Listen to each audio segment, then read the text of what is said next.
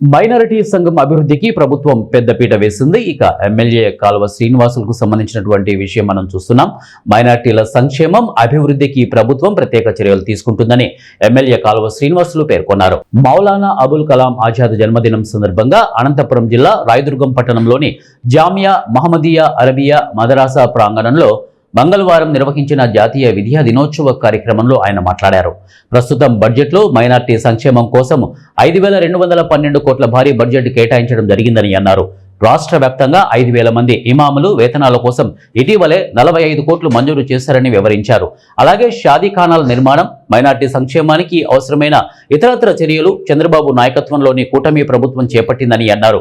Telugu Desam party వ్యవస్థాపకులు స్వర్గీయ NT రామారావుకు మైనార్టీలు వీరాభిమానులుగా ఆనాడు గుర్తింపు పొందారని అన్నారు. ఆనాటి నుండి నేటి వరకు మైనార్టీల సంక్షేమానికి టీడీపీ పాటుపడుతోందని అన్నారు.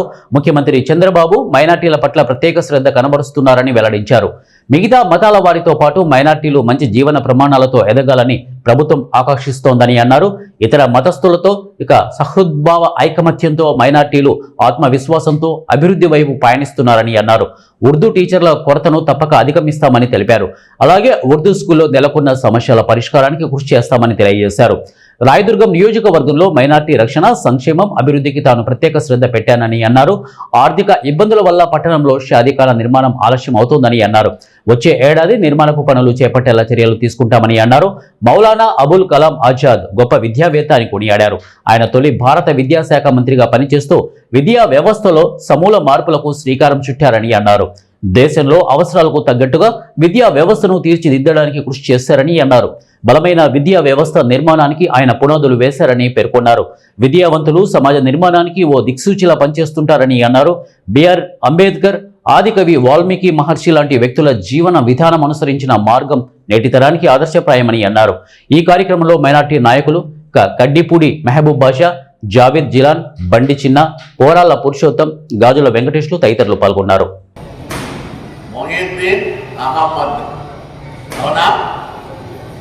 ఆయన అసలు పేరు కంటే గొప్పగా మౌలానా అబుల్ కలాం ఆజాద్గా పేరు పొందినాడంటే, మౌలానా అంటే మీ అందరికీ తెలుసు, గౌరవప్రదమైన విద్యావేత్త, దాన్ని అభ్యసించే వాళ్ళని మౌలానా అంటాం, అంతేనా? అబుల్ కలాం అనేది ఆయనకు వచ్చిన బిరుదు, ఆజాద్ అనేది ఆయన రచించిన రచనలకు పెట్టుకున్న కలం పేరు. ఇవన్నీ కలిపితే మౌలానా అబుల్ కలాం ఆజాద్ అయినా.